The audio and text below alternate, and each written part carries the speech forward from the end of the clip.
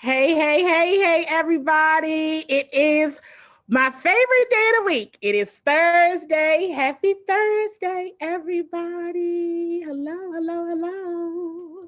I hope you can see us because we're Zooming. Can you see us? Like everybody check in. I am here with sports PR strategist, Dr. Leelannee Malin. Hi, Dr. Malin. Well, hello, CWall. How are you? And I just sit up here and act like we don't know each other in real life. We're meeting each other for the first time today. Exactly. We do not know each other at all. Listen, you guys, I have to welcome my CWall family as they are coming on and joining the live, everybody. So everybody wave and say hello to Dr. Malin. Wave. Virtual wave. Hey.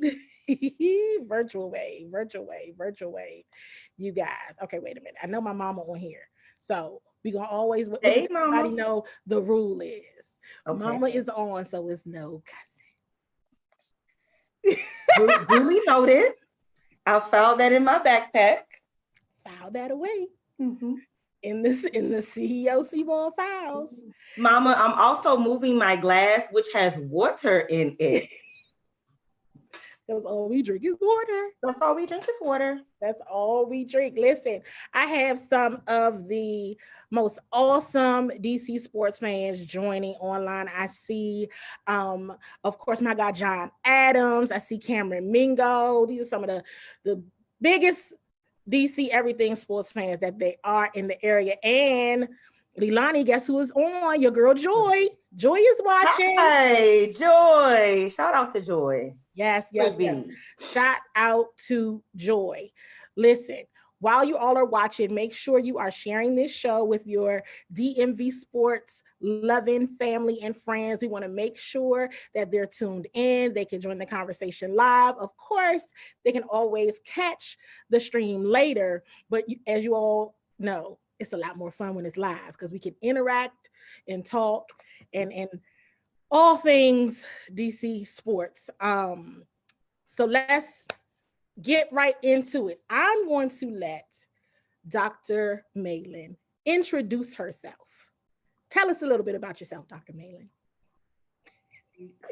Yikes, this one is hard because I hate introducing myself. I hate talking about myself. I'm in the business where my job is to talk about and elevate other people's brand, so to speak. But just to kind of give a quick background, I am a communication practitioner, publicist by trade, and public relations professor. I've worked in the industry for nearly 20 years and specifically in sports for about 15 years now. And so the work that I do with my PR consulting firm, which is called Malin PR, is providing brand management and strategy and communication solutions for professional athletes, professional sporting organizations, nonprofit brands, as well as organizations and or higher ed schools. And so I specialize in the space of community relations and what is called social corporate responsibility. That's what it's called now. What it used to be called was just doing the right thing, giving back. And so I am a person who offers services that can help connect those corporate entities and or professional athletes to social causes in order to better communities. Awesome. And she's so modest. I go in here and then I brag on Dr. Malin because she won't do it herself. And I see one of our sisters in sports, Taryn Bushrod, she's watching. And Taryn can go ahead and Hey, Taryn. below to let everybody know how amazing and awesome Dr. Malin is. And, this is my HBCU sister too. Shout out to HBCUs. Yes, indeed. The two HUs together. Like people need to recognize that we're stronger when we partner together. Exactly. We absolutely are stronger when we partner together. And that is exactly what it is all about. it's in light of everything going on, we've seen in several instances, not just in the last week, right? Just how important it is to have a strong public relations model built into your business brand. Um, I'm still learning. This is I have to tell everybody that Dr. Malin, it definitely, yeah. So I have to let people know. If anybody wants to know who's keeping me in check when I'm out here in the sports atmosphere, here she is, everybody. This is her. Everybody always asks me, well, who is your? It is a real person. CWall is being modest herself because she's a great student. It's part of the process. This whole idea, everybody talks about building a team or having a team, but what's the point in having one when you don't listen to your teammates? And so Candy has always been open to learning in order to be able to continue to perfect her craft, which speaks to all you great listeners and viewers that are out there that continue to support her. Well, I appreciate that. Thank you so much. But let's jump right into it. In the spirit of transparency, because you all know that I have to be always transparent with the audience, right? And with my viewers, I think of us as a family. So it's like, all right, let's just be honest and let's be real. I had reached out to Leelannee in just conversation because we talk all the time. We talk. And I had expressed my frustration with the Drew Brees incident. And Dr. Malin knows so many people. She's done great work and she knows the field like nobody's business. So I was like, a couple different things. One, I like Drew Brees as a player. He's a player that I have admired because it seems as though he has the ability to connect with his players in an amazing way. Sometimes you can go on YouTube right now and hear all of his, pregame speeches. He's gone back to his alma mater, Purdue University, and talked to them and get them hyped and excited for games. So it seems like a person that has such connectivity was so off base this week.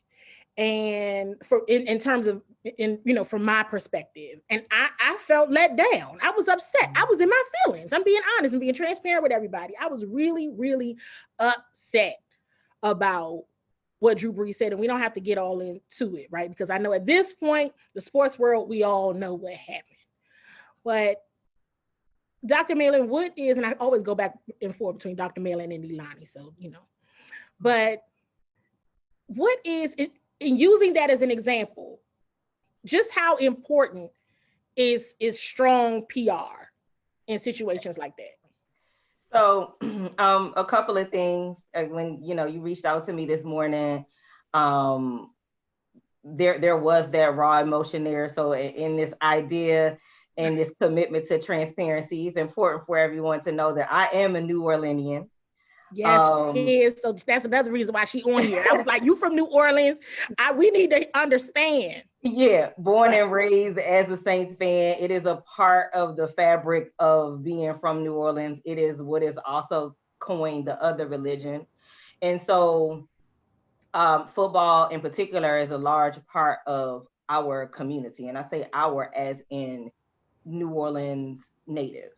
New Orleans resident. So for me, it was definitely disappointing, but for me, it was disappointing for a lot of other reasons that it wasn't for other people. So just want to ensure that I share that with people. Even in my house, you'll see all things New Orleans. Like that's the fleur-de-lis, which is contrary to what people think. The Saints brand symbol or emblem is aligned with the fleur-de-lis, which is flower of the lily. So it's something that's more of a trademark for Louisiana versus the team.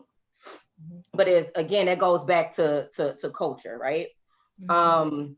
So it was heartbreaking and challenging for me for so many other reasons, because I recognize the ripple effect that it's going to have in my community, the city of New Orleans, and of course, specifically Black New Orleanians.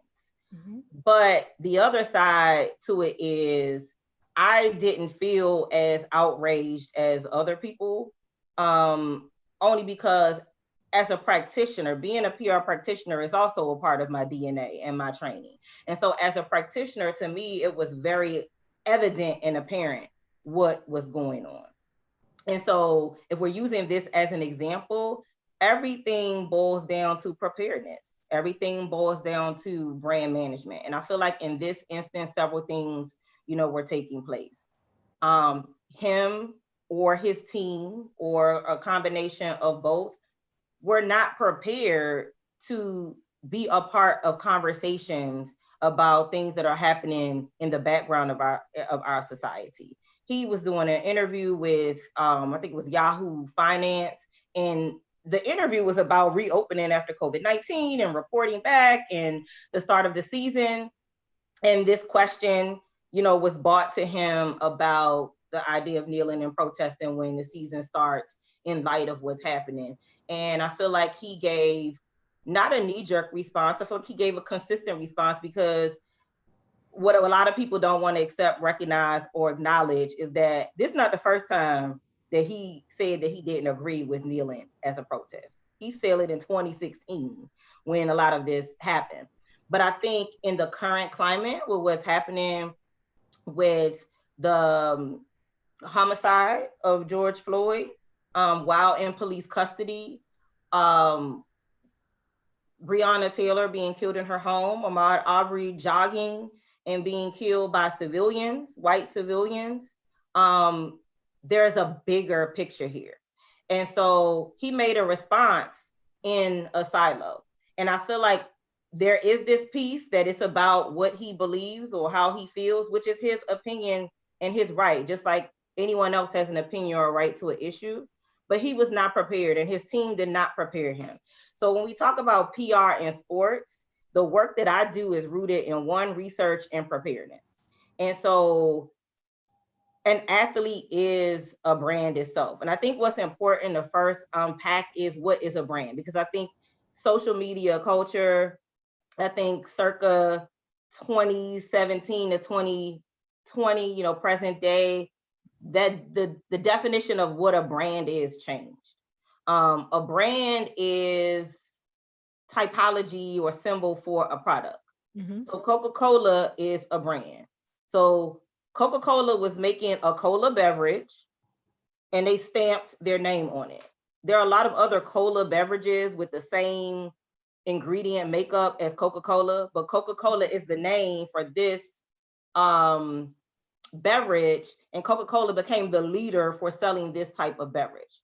So that's what brand meant at one point. And then as the time went on over the last, 20 plus years, it evolved to something else.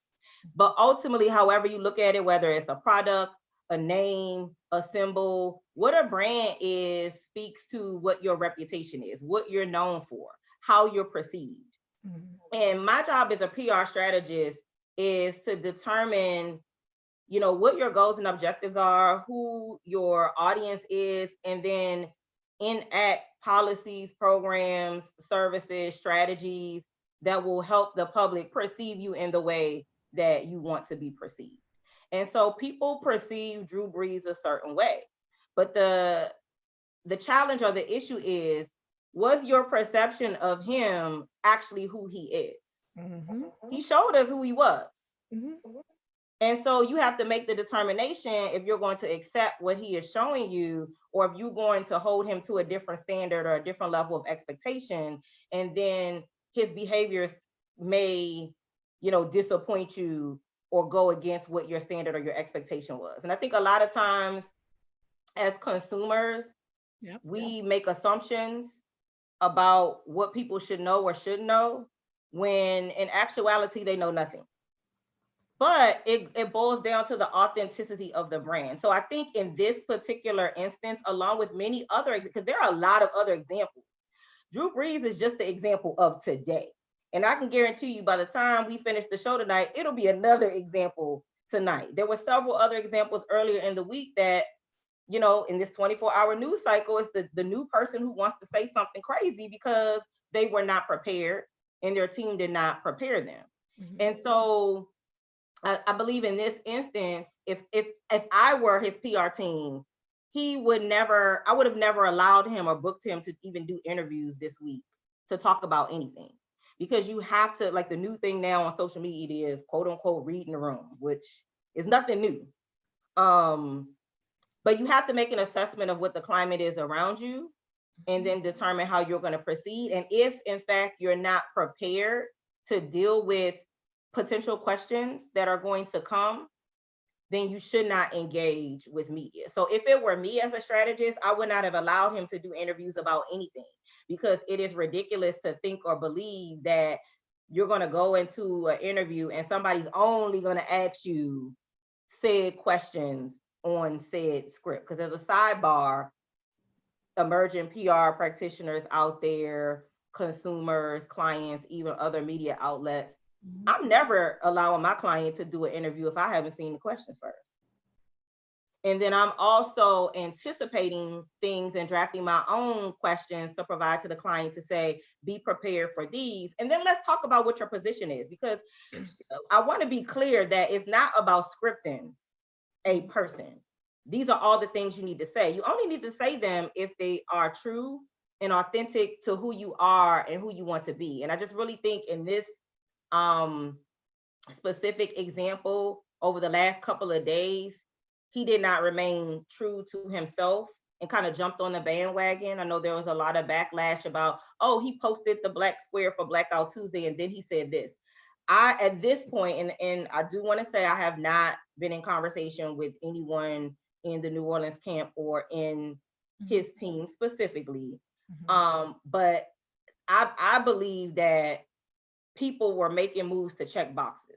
You know, there's this conversation about silence and being complicit, and people are making moves because they want to remove themselves from this group over here of people who might think that they're complicit if they don't say something. But sometimes it's okay to be quiet. Silence is golden.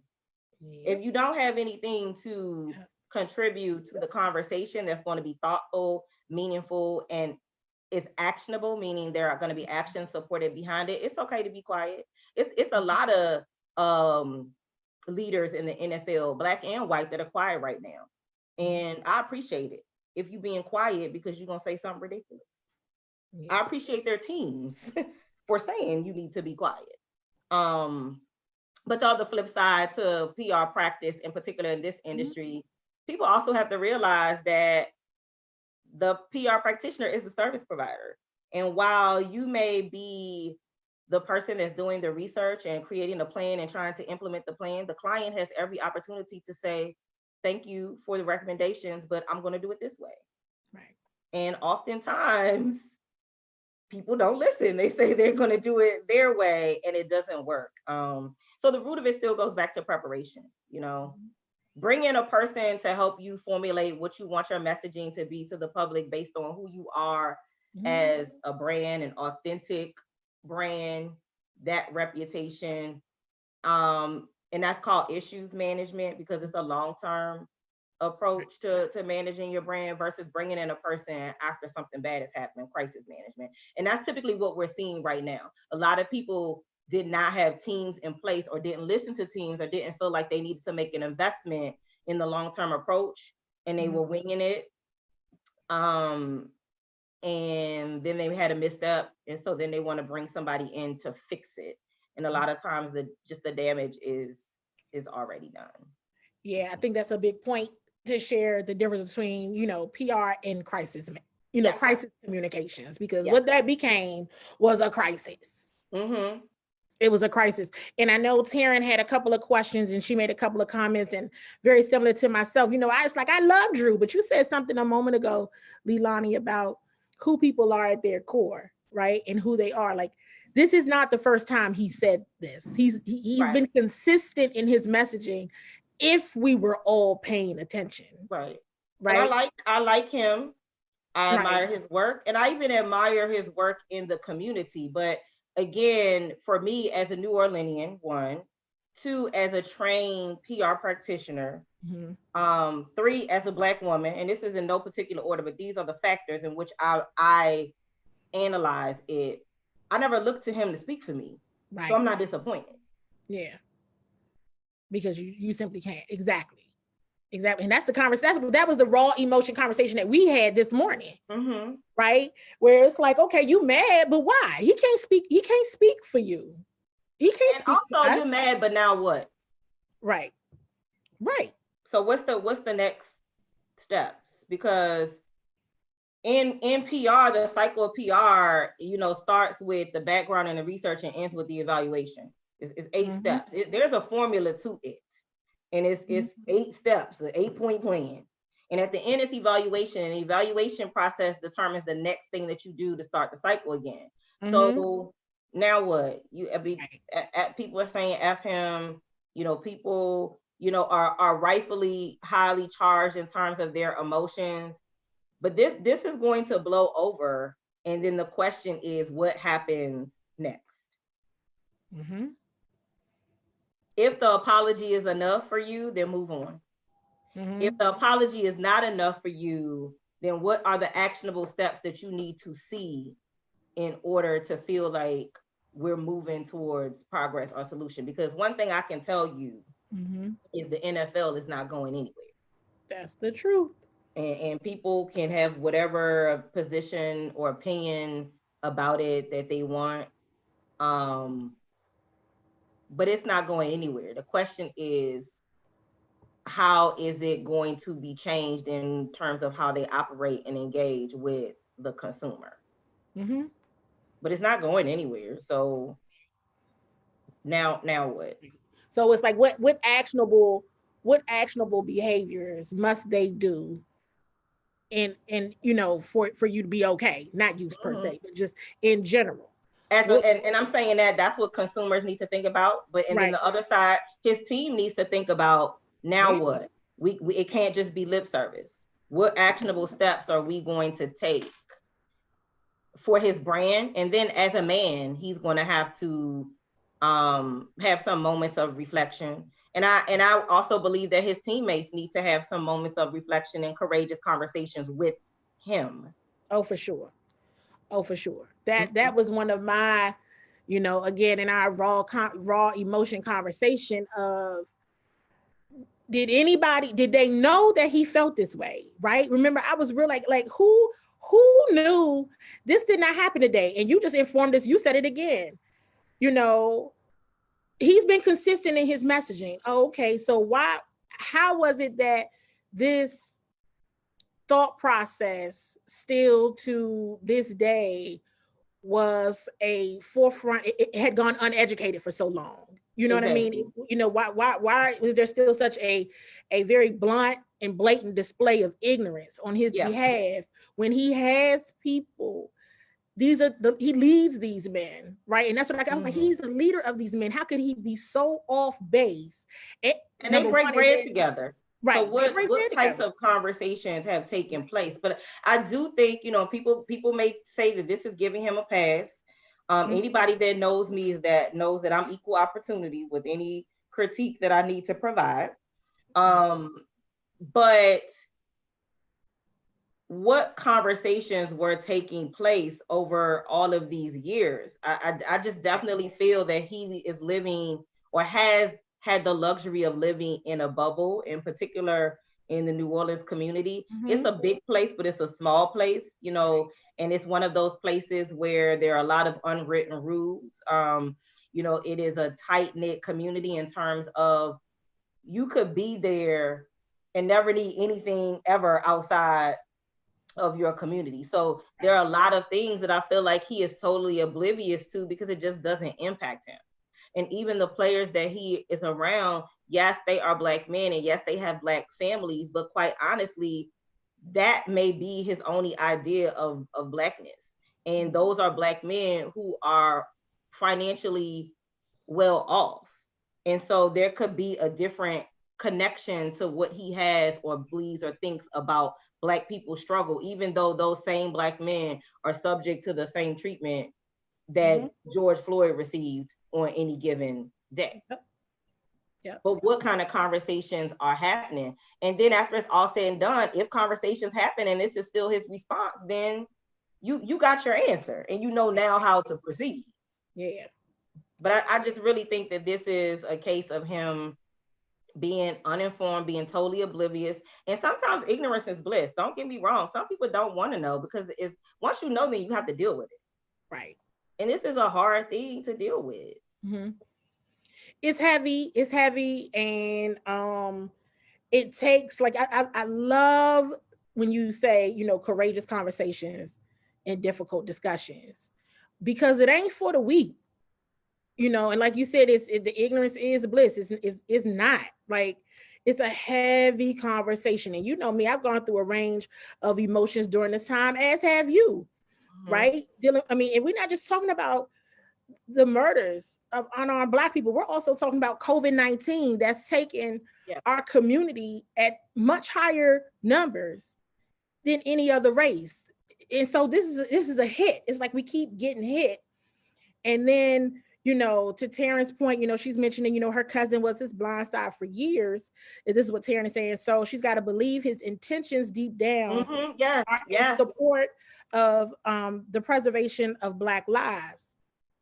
Yes, yep. We know Terrence's cousin, sure enough, was his blind side for years. And so, and I just want to say, he is a gentleman that does not have a problem with having courageous conversations. Right. But that's a part of who he is, you know, and his brand. So I know that this is difficult for him right now. Yeah. Right. Yeah.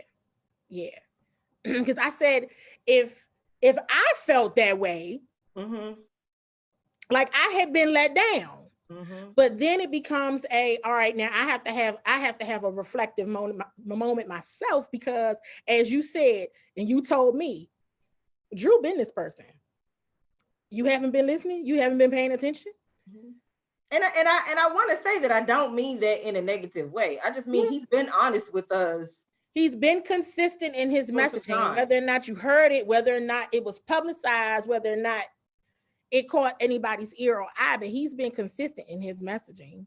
Right. And I think right now it just is and feels inflammatory because of the current backdrop. Oh yeah, it was, that's happening. It was completely tone deaf, and one thing that I try to advise my clients on, whether they're professional athletes or not, because I do work with, small businesses, I work with independent, authors, whatever the case is, whatever your thing is, that is your brand. So you have to protect that because that's your livelihood. And what I often tell people, like, it's okay to say, I don't know. Yeah.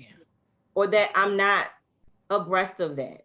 I can follow up with you after I get more information. It's totally okay. It is not a sign of weakness. But I think right now, in particular, with how social media has really become one of the leading ways for us to share information at rapid speed. A lot of people laugh. I'm gonna say it on the show, but I call it keyboard thugging. They out here doing all this quick typing, saying stuff, clicking on things when they haven't necessarily collected all of the information. And it's okay to wait a minute. And it's okay to say you don't know. And it's okay to just say, I'm not going to chime in on that at this moment. Right. It's okay to even say, while I have some differing beliefs, at this period of time, I think it would be inappropriate to insert myself in the conversation. It's okay. Yeah.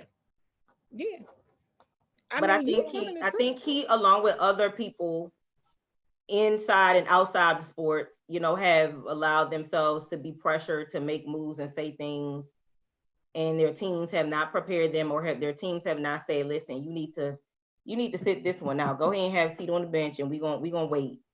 And then there's the other side that I love working with, which is a part of a lot of the work that I do, is like, what's the lyric? True gangsters move in silence. Like you don't have to be posting everything that you're doing. And we're seeing that come alive with some of the celebrities that have stepped up to provide support, but they're not talking about it. They're just doing it. Other people are beginning to come out and say, oh, this is what this person did, or this is how this person helped. But going back to this idea of that 8-point plan, knowing your audience, there were a lot of people who jumped out, on social media to say, well, I haven't heard this person say anything.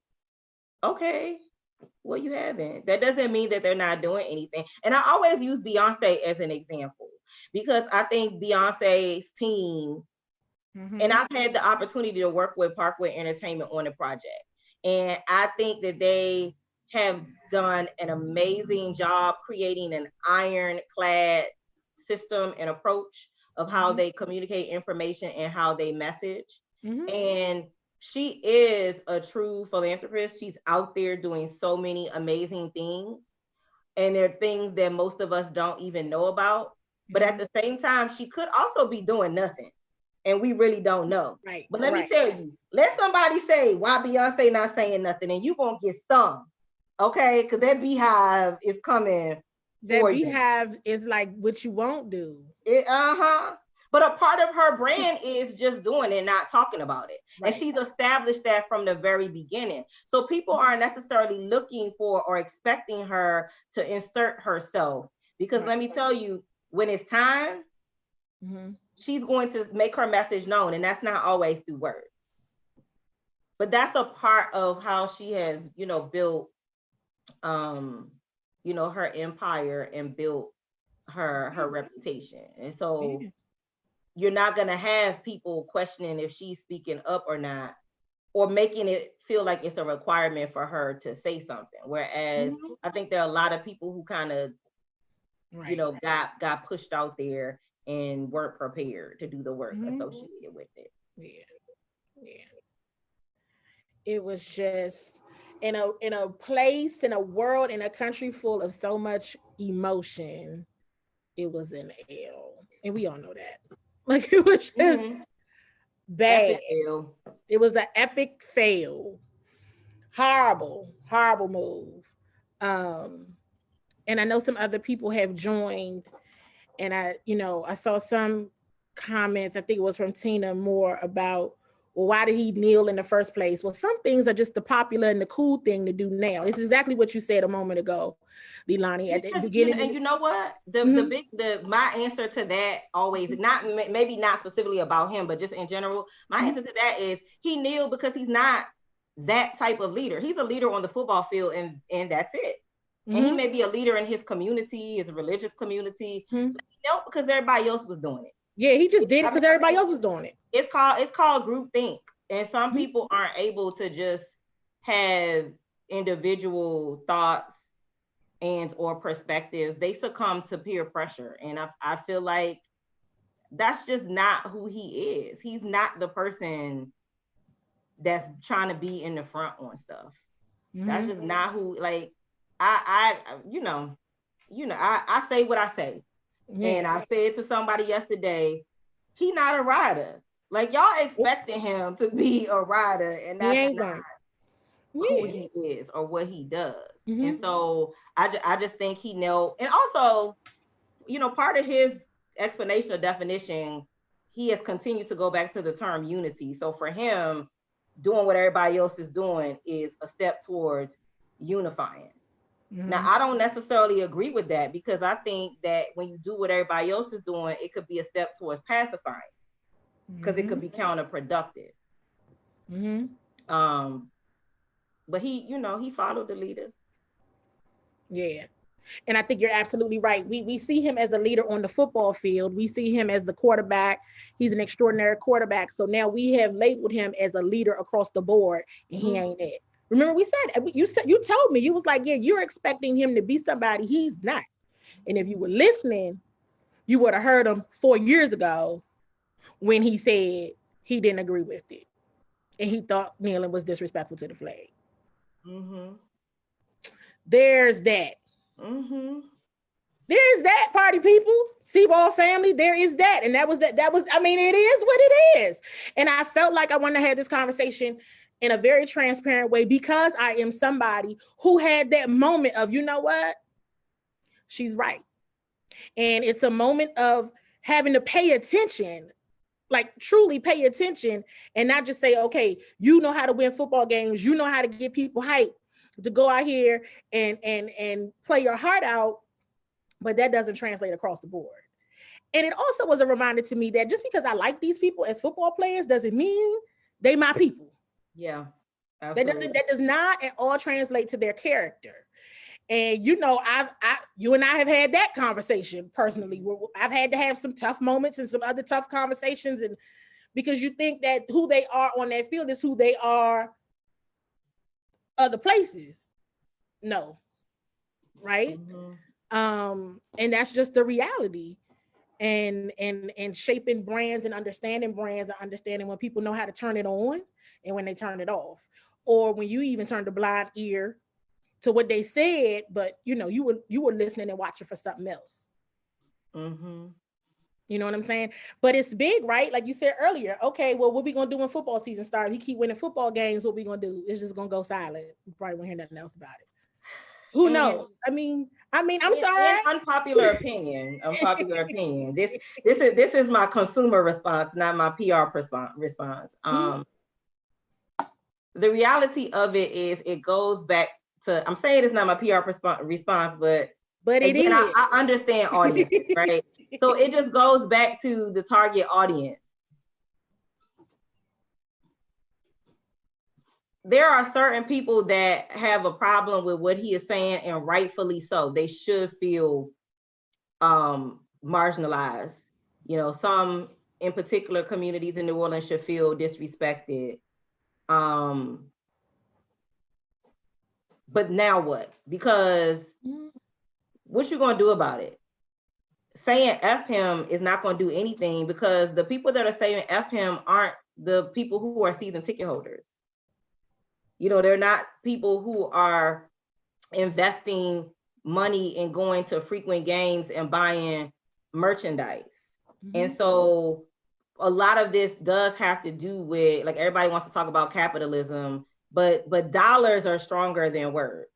Yep.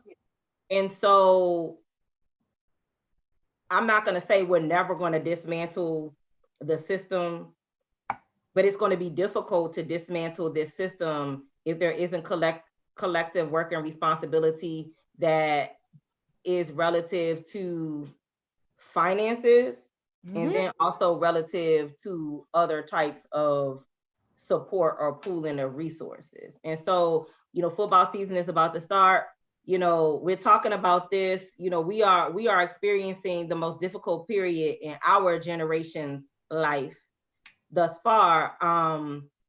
Because we keep forgetting that the apocalypse is still happening outside our door. COVID-19 is alive and well. She's taking a vacation. She's waiting for 3 weeks to come back and start infecting people. So we still have a lot to contend with. So even if sports returns,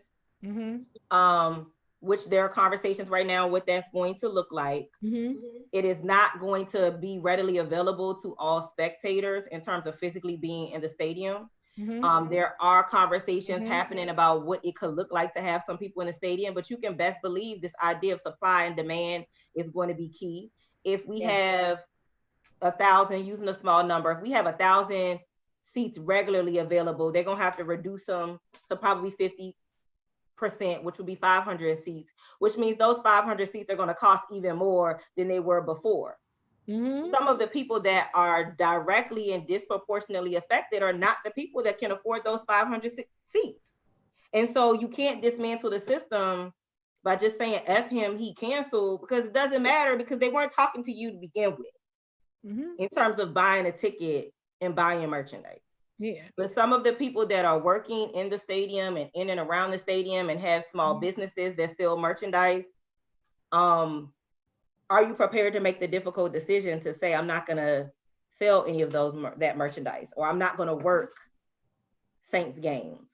I'll work concerts in the stadium, but I won't work games in the stadium. Like there's a larger, you know, kind of issue or implication here.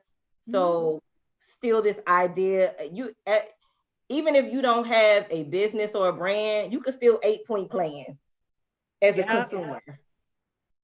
8-point plan as a consumer. You can still make the determination, do your research, get the background, which is the first step, decide who your audience is, and then put your plan into effect with different strategies and tactics. I mean, you can still do that. Mm-hmm. And so I think that's like the largest takeaway in the sports industry. People who are fans understanding that, yes, I think fans understand it's a business, but I don't know that a lot of fans definitely understand the whole strategy behind it. Mm-hmm. You know, there are people sitting in rooms right now having meetings about what the plan should look like and is going to look like for what's going to happen 3 months from now. Mm-hmm. They're having those conversations today, you know, while these other issues are happening. So it's important to be able to do things simultaneously. Like we can still be outraged and speak out and protest and volunteer and look for change, but we can also think about what it's going to look like 6 months from now to make sure that we're a part of the conversation. Absolutely. Absolutely. Or we've been talking a long time. All this stuff that you've been dropping, all these gems you've been dropping, and these are the conversations that I wanted to publicly have with Leelannee, because this is the conversation we would have had privately. Mm-hmm. That I was like, while we keep talking, let's shut this down. What you doing tonight? Come on the show.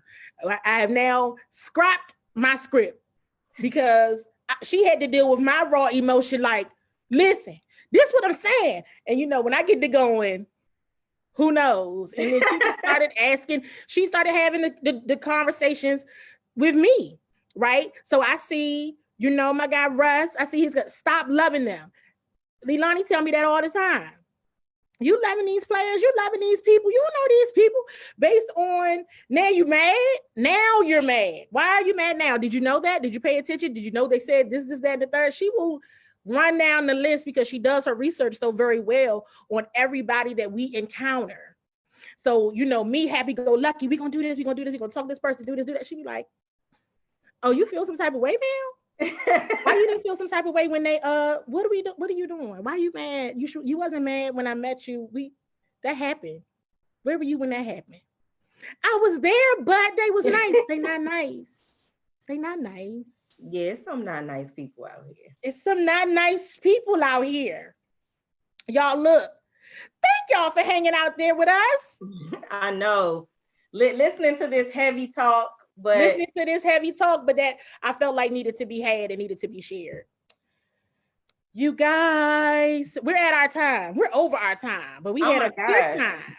We had a wonderful time. But you guys, listen, make sure you are sharing the show. Shout out to Dr. Leelannee Malin. Y'all met my PR strategist. There she is. So I'm gonna go back in the shadows of the darkness now. Y'all don't know what I had to go through. I don't. But it was impromptu. She with the impromptu. But listen, it's my job to stay in the back and say, okay. Exactly. So listen, thank you all for having this conversation with us. Thank you for bearing with me, because I had an issue and I chose to be transparent with my viewers to come on live to help my PR strategist help me through my issue with Drew.